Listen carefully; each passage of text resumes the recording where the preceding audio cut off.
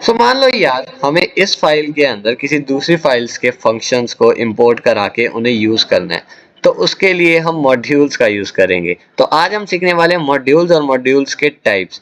तो अब मान लीजिए मेरे पास एक मेन करके एक फाइल है जिसके अंदर मेरे पास दो चार फंक्शन है। ये तो फिलहाल दो चार फंक्शन मैंने एग्जांपल्स के लिए रखे हैं। अगर आप फर्दर मॉड्यूल्स के ऊपर डीप डाउन डाइव करेंगे तो आपको उसके अंदर हजारों फंक्शंस भी मिल सकते हैं depending upon the file, right. अब मुझे इस फाइल के अंदर मुझे ये तीन जो मेरे फंक्शंस है मुझे इनको इंपोर्ट करना है। इंपोर्ट करने के बाद मुझे ये फंक्शंस को यूज करना है ताकि मैं इनके ऊपर बार बार मेरे इस फाइल के अंदर ना लिखूं, राइट। सो मैं क्या करूंगा, मैं यहाँ पे जाऊंगा, मैं इंपोर्ट मेन, राइट।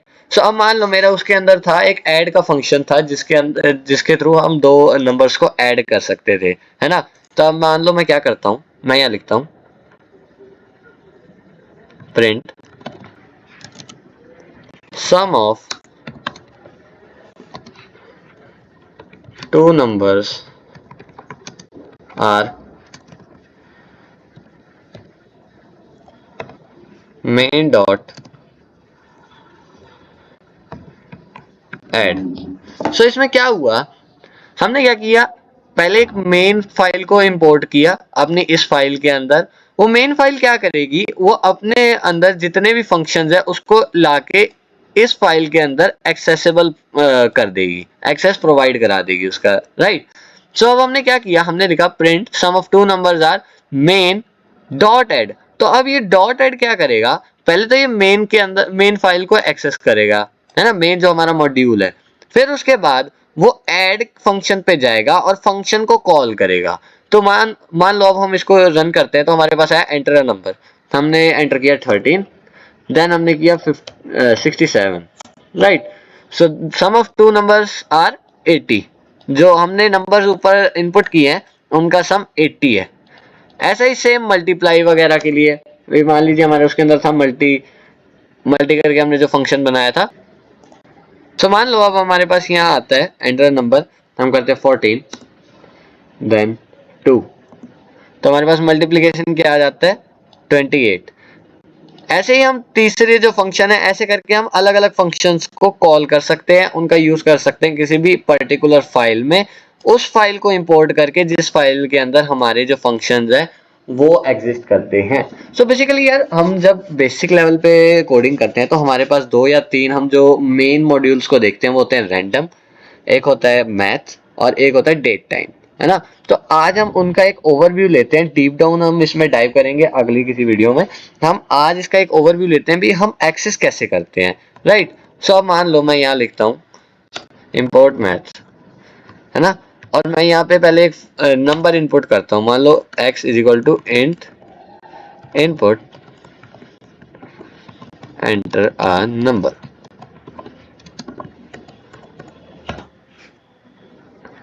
प्रिंट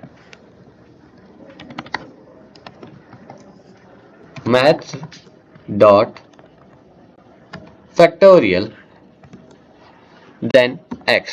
तो हमने क्या किया यार, हमने पहले एक नंबर इनपुट लिया, उसके उससे पहले हमने क्या किया, हमने एक मैथ नाम का मॉड्यूल इंसर्ट किया। मैथ मॉड्यूल क्या होता है, मैथ मॉड्यूल बेसिकली जो अर्थमेटिक प्रोसेसेस होती है मैथ्स के अंदर, जितनी भी हम अर्थमेटिक क्या कहते हैं कैलकुलेशंस करते हैं वो मैथ मॉड्यूल्स के अंदर पहले से ही सेव होती है।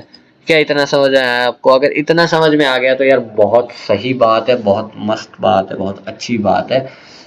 देन हमने क्या किया, हमने प्रिंट किया math dot factorial of x. अभी मैथ डॉट फैक्टोरियल क्या है, मैथ वो हमारा मॉड्यूल है, डॉट फैक्टोरियल हमने जो फंक्शन फैक्टोरियल है मैथ मॉड्यूल के अंदर हमने उसको कॉल किया, और कॉल के अंदर हमने एक वैल्यू पास करा दी जो वैल्यू है एक्स। अब ये एक्स वैल्यू क्या करेगी, पहले फैक्टोरियल के अंदर जो वैल्यू हमारी जाएगी उसको पास करेगी, फिर मैथ मॉड्यूल्स के अंदर से हमारा फैक्टोरियल का जो है वो कॉल होगा फंक्शन को। जैसे हम इसको यहाँ रन करते हैं तो हम मान लो नंबर एंटर करते हैं 5, तो हमारे पास 120 हमारा आंसर आ जाएगा जो 5 के फैक्टोरियल के इक्वल है ना।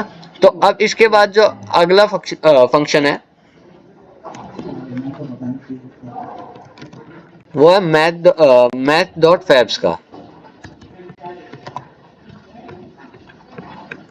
तो ये बेसिकली क्या करता है ये फंक्शन हमारे जो इंटीजर नंबर होता है उसको फ्लोट में रिटर्न करता है। फ्लोट वैल्यू क्या होती है?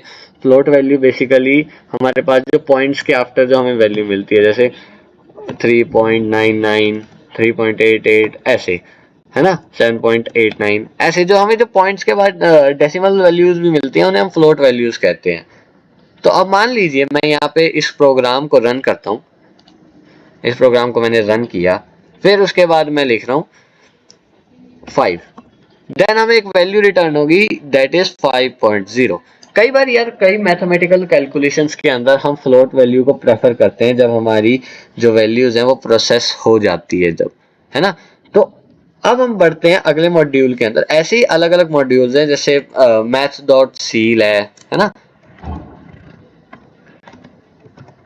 ऐसे ही अलग अलग, जैसे ही आप मैथ मॉड्यूल के बाद डॉट डालेंगे तो वहां पे आपको अलग अलग टाइप के जो हमारे पास क्या कहते हैं फैक्टोरियल, लॉग, एंटी लॉग, ये सब आपको जो फंक्शंस है इसके अंदर प्रोवाइड होते हैं। आप अपनी अपनी वैल्यू एक्सेस करा के इसके अंदर से चेकआउट कर सकते हैं। जैसे यहाँ पे साइन ऑफ है, टेंजेंट ऑफ है, स्क्वायर रूट है। स्क्वायर रूट मान लीजिए हम किसी भी एक्स वैल्यू का कराते हैं, है ना।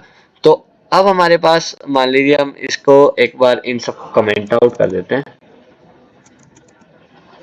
और यहाँ पे हम करते हैं प्रिंट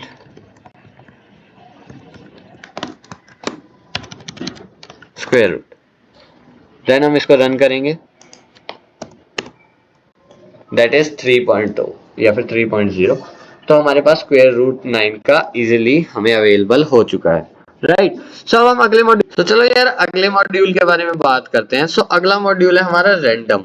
तो ये रैंडम मॉड्यूल क्या होता है, अब आपको इसके नाम से ही पता लग रहेगा, ये रैंडम वैल्यूज को रिटर्न करेगा या फिर रैंडमली हमारे जो इंटीजर्स हैं या फिर फ्लोट वैल्यूज हैं या फिर जो भी हम पास करते हैं ना वैल्यू, उसमें से या तो एक्सेस करेगा या फिर उसमें से पिक आउट करेगा। जैसे भी आप अपना समझ सकते हो वैसे आप समझ लिए। मान लो मैं यहाँ एक लिस्ट बनाता हूँ, एप्पल, ऑरेंज,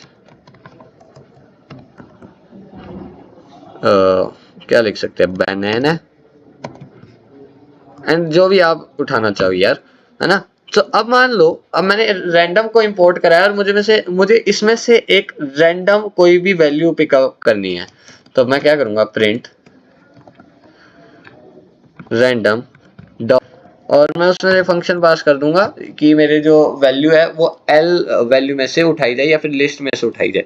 जैसे ही इसको रन करूंगा ये मेरे को बनाना रिटर्न करेगा। जैसे ही मैंने इसको अगेन रन किया ये मुझे एप्पल रिटर्न कर रहा है।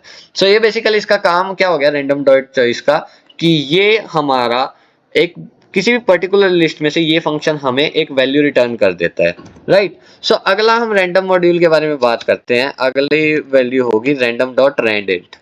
सो ये क्या करेगा, ये वैल्यू हमें किसी भी पर्टिकुलर इंटीजर को कॉल करके देगा या फिर निकाल के देगा। मान लो हमें एक स्टार्टिंग वैल्यू लिखनी है 1, 10, तो अब हमें एक स्टार्टिंग वैल्यू होगी 1 इसकी और हमारी एक एंडिंग वैल्यू होगी 10। सो अब जब हम इसको रन करेंगे ये हमें रैंडम वेरिएबल्स या फिर रैंडम नंबर्स को पिकअप करके देगा,